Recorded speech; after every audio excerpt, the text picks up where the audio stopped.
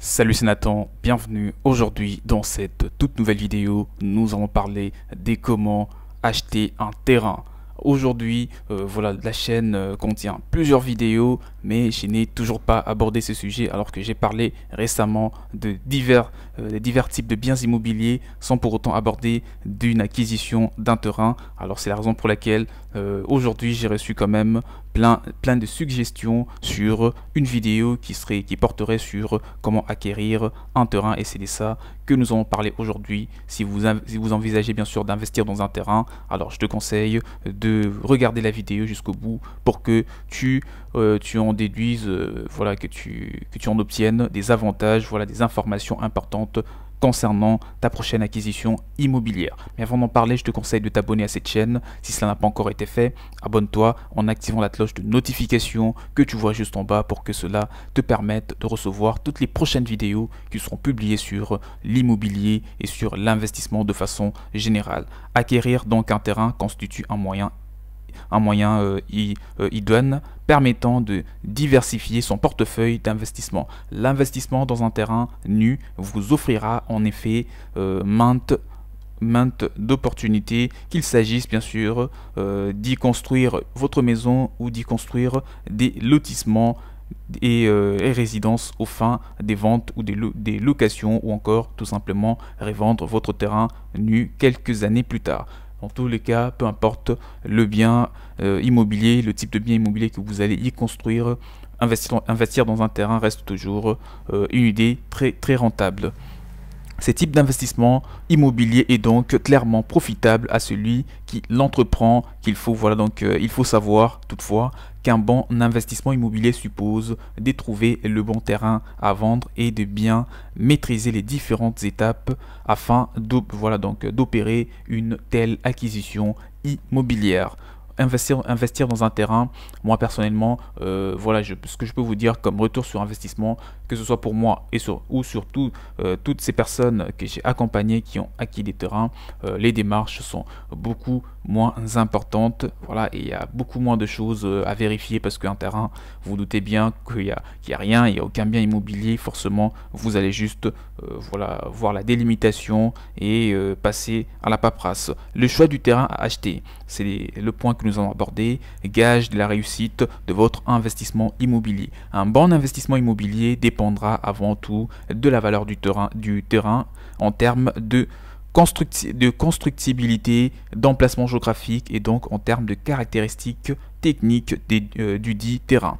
En effet, que vous projetiez d'y construire votre maison et donc d'y résider, ou que vous envisagiez d'y bâtir des immeubles locatifs, l'emplacement du terrain est très déterminant. L'emplacement est essentiel, tout d'abord parce que c'est un grand critère, parce que de ces critères dépendra notamment la présence ou non d'un cadre environnemental attractif, présence d'espaces verts, proximité d'autoroutes, etc. À côté du cadre environnemental, il y a également un autre enjeu concernant l'emplacement du terrain, que ce soit pour qui habiterait ou bien des locataires ou propriétaires de l'eau. Il est toujours préférable que le terrain soit accessible et qu'il soit à proximité, notamment des activités et des choses telles que des écoles, des commerces, des centres de soins et des transports en commun. Concernant toujours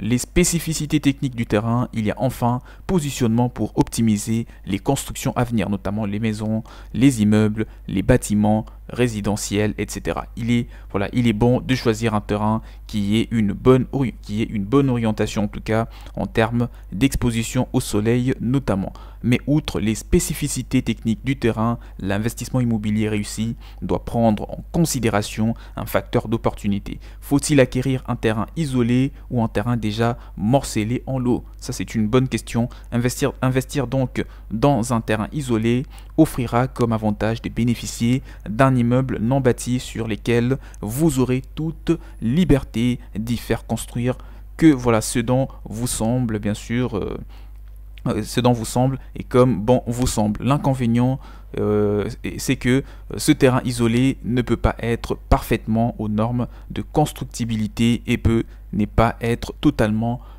totalement viabilisé. Quant au terrain en lotissement, son avantage est d'être déjà parfaitement viabilisé et donc immédiatement constructible. En revanche, c'est un investissement qui comprend quelques restrictions. Par exemple, le propriétaire d'un lot ne pourra construire que selon les termes définis à l'avance par un cahier de charges, normes architecturales, normes environnementales, etc.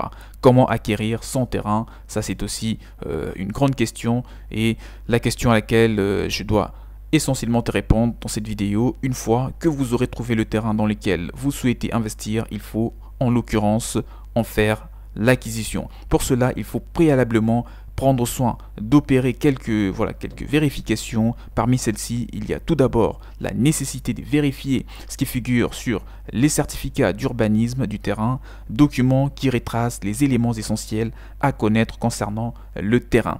Il vous est loisible de demander ce document auprès de la mairie du lieu où est situé l'immeuble non bâti. Vérifiez ensuite les plans d'occupation des sols, documents également accessibles auprès de la mairie.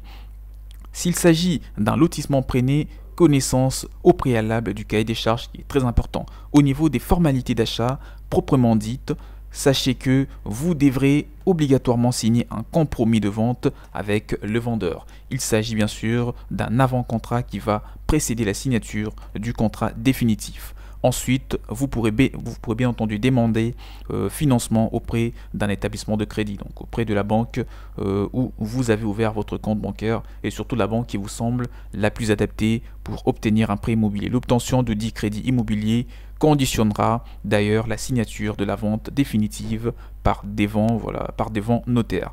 Sachez qu'entre les compromis de vente et la signature chez le notaire s'écoulera un délai de l'ordre de 2 à 3 mois maximum. Pas d'inquiétude toutefois, si le prêt immobilier vous est refusé, votre obligation d'acquérir le terrain n'aura plus lieu d'être. C'est la fin de la vidéo. J'espère que vous avez suffisamment eu d'informations sur comment acquérir un bien immobilier, donc un terrain, et surtout comment financer l'acquisition d'un terrain si c'est dans ça que vous comptez investir très prochainement. Et je vous conseille donc de vous abonner à la chaîne si vous n'êtes toujours pas abonné à la chaîne. Activez cette cloche de notification que vous voyez juste en bas pour que cela vous fasse alerter sur les prochaines vidéos qui seront publiées, parce que nous devons rapidement atteindre et dépasser la barre de 20 000 abonnés pour vous sortir des vidéos exclusives avec des conseils inédits sur l'investissement immobilier. Abonnez-vous, c'est très important pour votre connaissance. Comme ça, vous allez vraiment être sûr de faire des bonnes acquisitions immobilières, que ce soit pour des terrains, des appartements, des maisons, des immeubles, des bureaux, enfin bref, des entrepôts, tout type de biens immobiliers. Nous allons en parler dans cette chaîne, sur cette chaîne qui est basée sur l'investissement. Je vous souhaite justement de faire des bonnes acquisitions immobilières. Portez-vous bien. Ciao, ciao.